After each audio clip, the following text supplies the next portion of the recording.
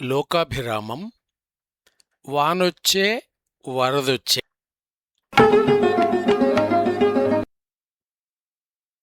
పొటుకు పొట్కు టపక్.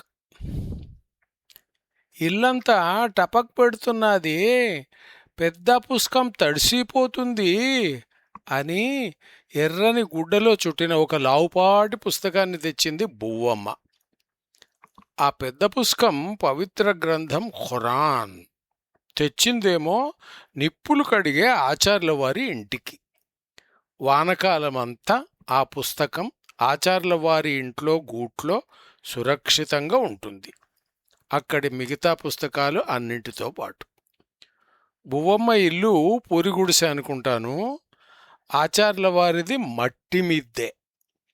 అప్పటికి రాతి గోడలు వచ్చినాయి కానీ సిమెంట్ కప్పులు రాలేదు. మట్టి మిద్దే అంటే గోడలు కూడా మట్టివయ్యి ఆ మీద కప్పు ఉంటుంది. రాతి గోడల మీద కూడా మట్టి మిద్దె ఉంటుంది. దూలాలు లావుగా ఉంటాయి. వాటి మీద నుంచి గోడల మీదకు కొంచెం సన్నటి వాట్లు ఉంటాయి. ఈ మాట అంటే వేట్లు అని అడిగినాడు నా కొడుకు. మీకు అర్థమైతే సరే, కాకుంటే వదిలేయండి. ఆ వాట్ల మీద చిలుకు చెక్క పరిచి ఉంటుంది. కలిగిన వారైతే పలుకలుగా తీర్చిన చిలుకు చెక్కలను మధ్య ఖాళీలు లేకుండా పరిపిస్తారు. లేదంటే పొయ్యిలోకి కొట్టిన కట్టెలను పేర్చి మీద గడ్డిపరిచి ఆ మీద మట్టి వరుస వేస్తారు. మట్టి మిద్దెలో ఎండలకు పగుళ్ళొస్తాయి, గడ్డి చిన్న మొక్కలు పెరుగుతాయి. చుట్టు గోడలను మిద్దె కన్నా కొంచెం ఎక్కువగా ఎత్తు వరకు కడతారు. వాటిని కుంభిగోడలు అని అంటారు. వాటి మీద కూడా పగుళ్ళు గడ్డి మొక్కలు ఉంటాయి. వానలు రాబోతున్నాయంటే మొక్కలన్నింటిని పీకి చవిటి మన్ను తెప్పించి మిద్దె నిండా పరిపించాలి. మొదటి వానలకే మట్టి తడిసి పరుచుకుంటుంది. దిమ్మిసపీటతో కొట్టి దాన్నంతా చదును చేయాలి. వాలు సరిగ్గా ఉండేట్లు సరిచెయ్యాలి.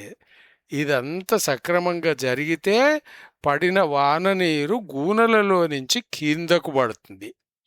ఈ పనులు వీలవుతాయి, కావు, కుదురుతాయి, కుదరవు. ఇంకా వాన వచ్చిందంటే చాలు పొటుకు మొదలవుతుంది. వాతావరణం మారిపోతున్నదని చెప్పడానికి పరిశోధకుల దాకా పోనవసరం లేదు. గతంలో వానకాలం అంటే ప్రతినిత్యం ఉదయం అస్తమానం వాన కురవలసిందే. ముసుర్లు పట్టుకుంటే 5-6 రోజులు ఏకాకారంగా వాన కొనసాగేది. గోనె సంచో గొంగడో కప్పుకొని అంత దూరం బడికి పోతే సెలవు వెళ్ళిపోండి అనేవాళ్ళు. ఇంటికంటే బడి మరింత అధ్వానం. ఆడా పొట్టుకు. అందున మా బడి పక్కన పెద్ద చెరువు కూడా ఉండేది, ఉంది. నీళ్లు గదుల వరకు వచ్చినా ఆశ్చర్యం లేదు. అంతటి వానలో ఇల్లు పూరగుడిసైనా మట్టి మిద్దె అయినా పొట్టుకు తప్పదు. పగుళ్ళు మొక్కల వేళ్ళు ఉంటే ఎక్కువగా, లేదంటే అక్కడ ఇక్కడ మిద్దెలో నుంచి నీరు ఇంకి చుక్క చుక్కగా పడుతుంది, అదే పొట్టుకు. మా ఇల్లు నిజంగా తాతల కాలం నాటిది.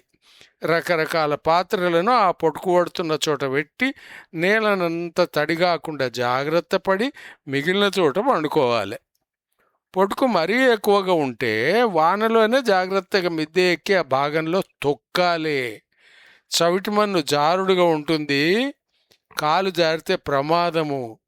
మట్టి మిద్దెలు పోయినాయి, పొట్టుకు మాత్రం మిగిలింది. ఎవరన్నా ఒక పని గురించి సంగతి గురించి తెరిపి లేకుండా అడుగుతూ నసబెడితే అంటే కష్టపెడుతున్నారు అనుకోండి, దాన్ని పొట్టుకు పెడుతున్నారు అని వర్ణించేవాళ్ళు. ఆర్సీసీ మిద్దెల్లో కూడా లీకులు ఉంటాయి, పొట్టుకులు కూడా ఉంటాయి. ఎండను తట్టుకోవాలని వేసే కూల్ హోమ్ కారణంగా పగుళ్ళు వస్తాయని చెప్పినారు గారు. మరేమి అట్లాంటివి జరిగితే పొట్టుకు తప్పదు. ఇక ఇక్కడ సంగతి మారుతుంది. ఇప్పుడు శీర్షిక బల్లి సాంబారు. అబ్బా, ఉల్లి సాంబారు అని వేరుగా ఏదైనా ఉంటుందా? సాంబారు వెంగాయం అని చిన్న చిన్న ఉల్లిపాయలు ఉంటాయని తెలుసు. వాటిని అట్లాగే వేసి సాంబారు వండుతారనుకుంటా. బిసిబేళె హుళి అన్న అంటే వేడి పప్పు పులుసు అన్నం అని అర్థం. అందులో వెంగాయం అంటే ఉల్లిపాయలు పెద్ద ముక్కలు వేయడం చూచాను. నిజమే, నాకు తిండి గురించిన చింత ఎక్కువ. ఎర్రోనికి ఏం చింత అంటే ఎప్పటికీ తిండి మీదనే చింత అని ఒక మాట ఉన్నది. ఈ ఎర్రోడు వెర్రివాడా లేక ఎర్రనివాడా? శివరాజు సుబ్బారావు అనే బుచ్చిబాబు గారు వరంగల్ నవీన్ గారి పద్ధతిలో పోతున్నది రాత. నా పేరులోనూ బుచ్చి ఉంది. వరంగల్ మీద కావలసినంత ప్రేమ ఉన్నది. అక్కడికే పోవాలి మనం ఇప్పుడు. వరంగల్లో ఎంఎస్సీ చదువుతున్నాము. మధ్యాహ్నం పూట మొదటి పంక్తి భోజనాలు అయిపోయినాయి. అమ్మాయిల హాస్టల్ చిన్నది. అక్కడికి కూడా తిండి ఈ హాస్టల్ నుంచే పోతుంది. అక్కడ కూడా అందరూ తిన్నారు. ఆలస్యమై రెండో పంక్తికి వచ్చిన వారు తింటుంటే సాంబార్లో బల్లి పడిందని తెలిసింది. అసహ్యం అన్న మాట పక్కన పెడితే తెలియకుండా తిన్నవారికి రెండవ పంక్తిలోని వారికి ఎవ్వరికీ ఏం కాలేదు. అంతా ఆరోగ్యంగా ఉన్నారు. సంగతి తెలిసిన తర్వాత కడుపులో తిరుగుతున్నది అని కొందరు హెల్త్ సెంటర్కు పరిగెత్తినారంటే ఆరోగ్యంగా ఉన్నారనే కదా అర్థం. డాక్టర్ రెడ్డి గారు వాళ్ళని పరీక్షించి డైజిన్ లాంటి మాత్ర ఏదో ఇచ్చి పంపించినారు. బల్లిని ఉడికించి తింటేనే ఏం కాలేదు, అది మీద పడితే ఏమవుతుంది? ఆ బల్లి అనారోగ్యంగా ఉండి దాని ద్వారా క్రిములు ఏమైనా సోకితే ఏమన్నా అవుతుందేమో ఏమో. ఇక ఉల్లి సాంబారు. మేము ఇంట్లో ఉల్లి, వెల్లుల్లి, గోంగూర, ఆనపకాయ లాంటివి తినము. చాదస్తమే, అయినా తినము. ఎక్కడైనా ఉల్లిపాయల వంట తిన్నామంటే తర్వాత వాసన తెలుస్తుంది. మాకుండే చాదస్తం వెనుక కొన్ని పద్ధతులున్నాయని చెప్పంగా విన్నా. కొన్ని పదార్థాలు చూడడానికి బాగుండవు, కొన్నిటి వాసన బాగుండదు, కొన్ని అర్థం లేని చాదస్తం. క్యాబేజ్ కొత్తగా వచ్చినప్పుడు నాన్న అడ్వెంచరస్ కనుక కొని తెచ్చినాడు. అది భయంకరమైన వాసన. అప్పటి క్యాబేజీతో పోలిస్తే ఇప్పటిది ఎంత మేలో చెప్పలేము. అప్పట్లో పురుగు మందులు ఇంతగా లేవు గనక ఆకుల మధ్యన పురుగులు కూడా ఉండేవి. కన్నమను తెచ్చి వండమంటారు అని అమ్మ గులుగుడు అంటే గొణుగుడు నాకు గుర్తున్నది. మెప్పులకై కన్నతావు అప్పు వడక అన్నారు త్యాగయ్య గారు. కన్న అంటే కనినా అంటే చూచినా అని అర్థం. అంతేగాని ప్రసవంతో సంబంధం లేదు. బిడ్డను చూస్తాము గనక అది కానుపు. నేను కన్నది కానుపు రామ అని రామదాసుల వారంటే అది చూడడం గురించే, ప్రసవం గురించి కానే కాదు. అందుకనే కన్నమన్ను అంటే కనిపించిన మన్నంతా అని అర్థం. మళ్ళా మేము ఇంట్లో ఉల్లి, వెల్లుల్లి, గోంగూర, ఆనగంకాయ తినము అని ఈసారి అసలు సంగతే చెప్తా. మా బిల్డింగ్లో ఒక్కసారి సామూహిక భోజనాలు ఏర్పాటు చేస్తారు. ఒక్కో ఇంటి వారు ఒక వంటకం చేసి తెచ్చి అందరూ ఒకచోట తినడం అదొక సరదా. మా ఇల్లు గల ఆవిడ, మా యజమాని, మా ప్రొఫెసర్ గారు, మా ఆవిడ అంటే నా భార్య సాంబారు వండమంటే సరేనని వండింది. అందులో ఆనియన్ అనే ఉల్లిపాయలు లేవు. అయినా చాలా రుచిగా ఉందన్నారు అందరూ.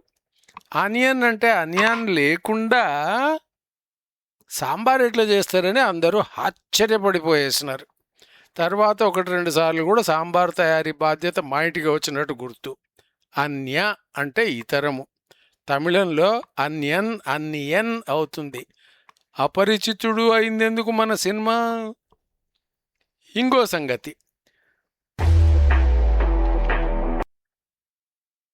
3 పైసల నాటకం.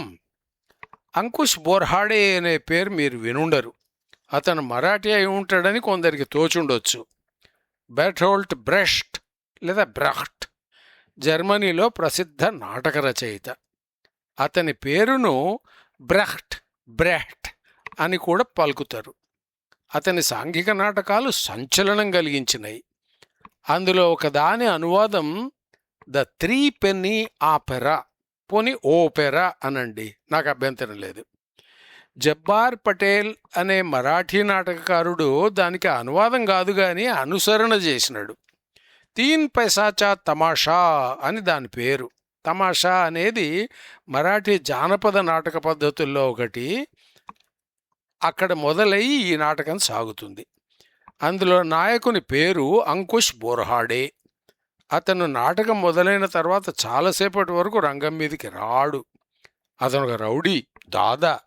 పాత్ర వచ్చే ముందు ఆ పేరును ప్రతిధ్వనులతో పాటు హాలంతా కదిలిపోయిందేమో అనిపించే పద్ధతిలో వినిపింపజేసిన తీరు నాకింకా గుర్తున్నది. మనసులో మనం ఒక ఎస్వి రంగారావును ఊహించుకుంటే అక్కడ అందమైన యువకుడు ఎదురైనాడు. నాటకం ఎంత బాగుందో, ఎంత బాగుందో, ఎంత బాగుందో, అంత బాగుంది, అంత బాగుంది, అంత బాగుంది. పూణే, పూనా లేక పునః బాలగంధర్వ రంగమంచులో నేను చూచిన ఈ నాటకం. అంకుష్ పెళ్ళవుతుంది. హాలంతా రంగుదీపాలు వెలిగినాయి. ప్రేక్షకులందరూ పెళ్లివారైనారు. అయినము బాగుంటుంది మరాఠీ వారి నాటక విద్య. ఆ హాల్లో నిత్యము నాటకం ఉంటుంది. మిగతా చోట్ల సినిమా చూసినట్టే జనం టికెట్లు కొని నాటకాలు చూస్తారు. ఈ అలవాటు మహారాష్ట్రలో ఇంకా కొనసాగుతున్నది.